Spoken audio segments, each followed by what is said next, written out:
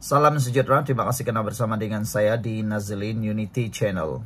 Saudara-saudara sekalian, bercakap tentang RUU PSB ataupun RUU pembangunan sektor bandar baru, apa yang sedang bermain di dalam media sosial ialah seakan-akan kerajaan tidak melibatkan pembangkang dalam pembentukan RUU tersebut. Tapi sebenarnya yang berita betul ialah kerajaan sudah menjemput pembangkang untuk terlibat dalam mesyuarat libat urus RUU PSB itu. Beratus, sudah hampir lebih daripada 100 mesyuarat libat urus untuk RUU PSB ini.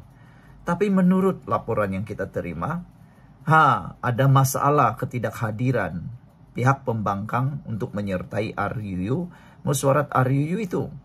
Tapi bila sampai waktunya, mereka main wayang. Inilah yang paling kita tak suka. Pada masa yang sama mereka menuntut, tapi pada masa yang sama mereka sukar pula untuk bekerja sama. Jadi itu sebabnya menteri yang berkaitan menyatakan, tiba bentang RUU PSB jangan main wayang.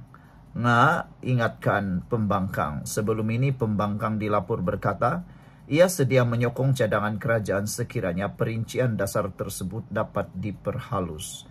Pembangkang diingatkan tidak bermain wayang politik berhubung kesediaan menyokong rang undang-undang pembaharuan semula bandar PSB. Selepas kerajaan tangguh perbahasan pindahan tersebut, Menteri Perumahan dan Kerajaan Tempatan Ngakorming berkata, beliau berpegang pada kata-kata Ketua Pembangkang Hamzah Zainuddin bahwa pembangkang tidak membantah cadangan tersebut semasa waktu pertanyaan Perdana Menteri di Dewan Rakyat pada 28 Ogos lalu. Beliau janji kepada Perdana Menteri Anwar Ibrahim yang pembangkang akan sokong akta ini.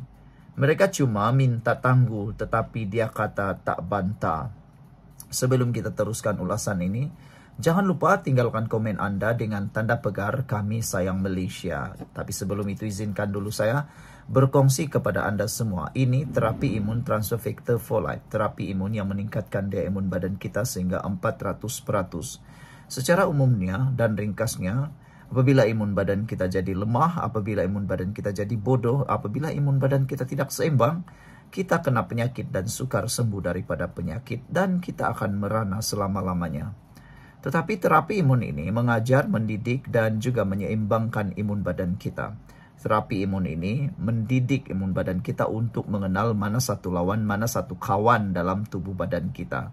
Terapi imun ini membuatkan imun badan kita kuat untuk bertahan dan menghapuskan akar penyakit yang ada dalam tubuh badan kita. Terapi imun ini juga menyeimbangkan sistem imun badan kita supaya imun badan kita tidak jadi bodoh untuk menyerang badan kita sendiri. Cepat dapatkan produk yang hebat ini melalui nombor telepon saya yang tertera. Dan ingat, produk ini lulus KKM, diperakui oleh dokter-dokter di seluruh dunia, dan produk ini juga halal. Mungkin selama ini Anda sudah berdoa untuk lepas daripada masalah kesehatan Anda, untuk sembuh daripada masalah kesehatan Anda. Ini ialah jawaban kepada doa Anda selama ini. Cepat dapatkannya melalui nombor telepon saya yang tertera. Dan ingat, jangan bertangguh-tangguh. Anda bertangguh penyakit sedang ketawa dalam tubuh badan Anda. Saudara-saudara sekalian, apa yang dinyatakan oleh saya sekarang sudah tangguh katanya. Apabila sampai masa, jangan pula main wayang politik. Sandiwara untuk memesong pandangan orang ramai, katanya dalam temu bual dengan media baru-baru ini.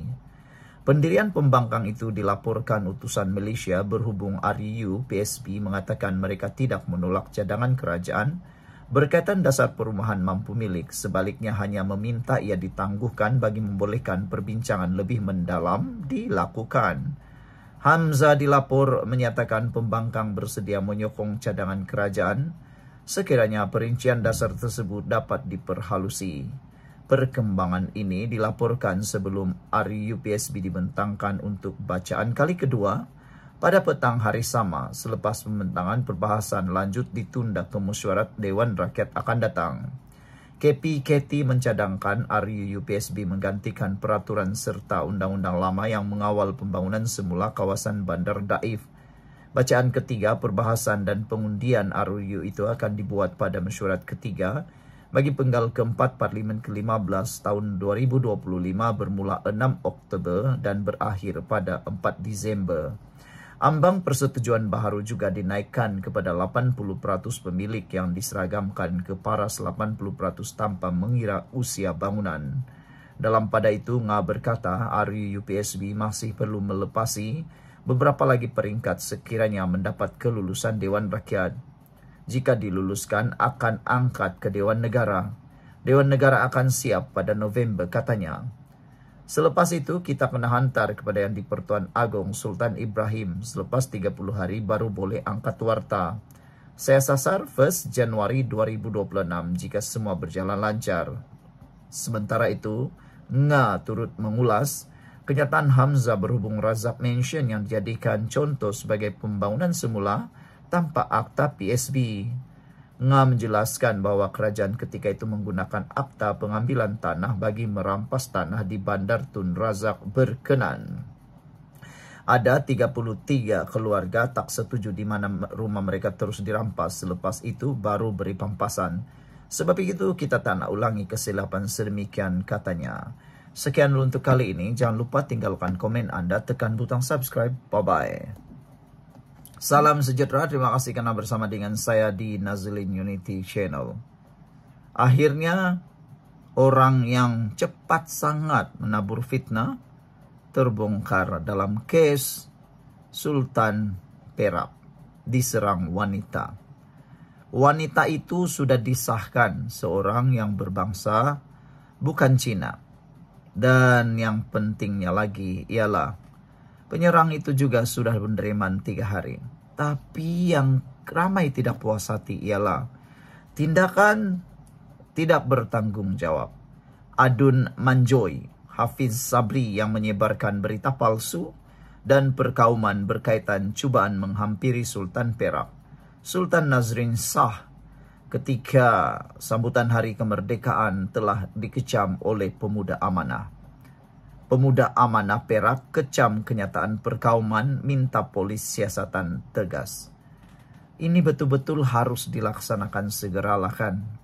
Kalau dibiarkan, saya rasa akan menimbulkan lebih banyak kerusakan kepada negara ini. Terutamanya membabitkan bangsa dan kaum di Malaysia. Cepat terlampau membuat kesimpulan boleh merosakkan negara ini. Dan yang paling teruk sekali ialah dia hantar, dia padam. Tapi percayakah Anda bahwa hantaran itu telah dibaca lebih daripada 1.000 orang dan maci-maci, paci-paci yang selama ini dah terbiasa dengan hasutan, terbiasa dengan pembohongan, akan cepat percaya. Mereka tidak dapat lagi dibasuh pemikiran mereka. Sekali mereka baca, mereka akan terus percaya. Macam mana nak bersihkan lagi, kita pun tak tahu. Akhirnya, yang rugi kita sendiri. Tapi orang yang menyebarkan itu pula gembira ketawa-ketawa. Jadi tepatlah polis perlu membuat siasatan tegas dan tindakan yang tegas, terutamanya kepada orang yang cepat sangat membuat hantaran jelek seperti ini.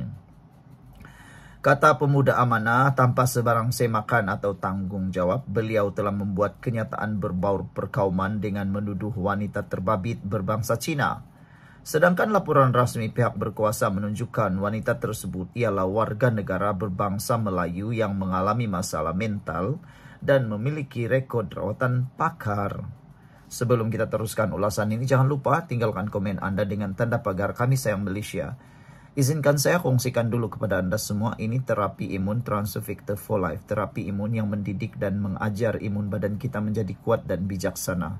Secara umum dan ringkasnya, apabila imun badan kita lemah, apabila imun badan kita bodoh, apabila imun badan kita tidak seimbang, kita kena penyakit dan tidak sembuh daripada sebarang jenis penyakit. Tetapi dengan terapi imun yang hebat ini, ia mengajar imun badan kita bukan sekadar kuat, bijaksana, tetapi jadi seimbang. Imun badan yang kuat seimbang dan bijaksana akan menghapuskan akar penyakit yang ada dalam tubuh badan kita. Akar penyakit apabila dihapuskan dalam tubuh badan kita, kita sembuh dari sebarang penyakit. Mungkin ini adalah jawaban doa Anda selama ini. Mungkin selama ini, sudah bertahun-tahun Anda berdoa untuk penyembuhan, lepas daripada masalah kesehatan. Ini adalah jawaban kepada doa Anda selama ini. Jangan risau, produk ini ialah produk yang halal, diluluskan oleh KKM. Produk ini juga adalah produk yang diperakui oleh dokter-dokter di seluruh dunia dan di seluruh Malaysia.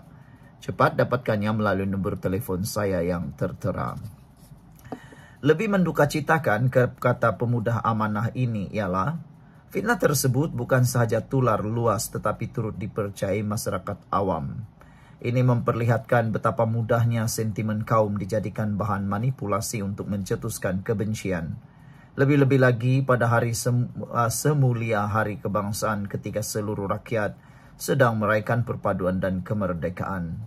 Sebagai seorang adun yang merupakan graduan pengajian Islam dari Universiti Malaya, beliau seharusnya lebih berhati-hati dalam mengeluarkan kenyataan kepada masyarakat.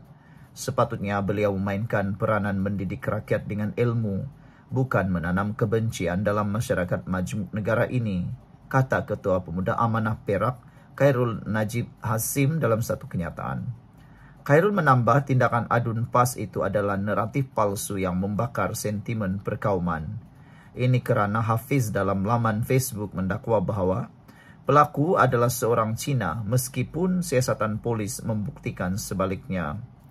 Justru itu pemuda amanah berharap pihak berkuasa agar menjalankan siasatan menyeluruh terhadap penyebaran berita palsu ini, termasuk mereka yang berniat menunggang isu ini untuk tujuan perpecahan kaum.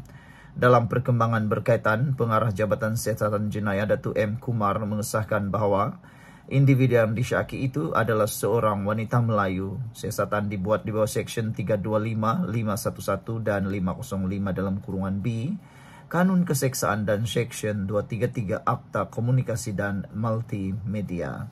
Sekian untuk kali ini. Jangan lupa tinggalkan komen Anda. Bye-bye.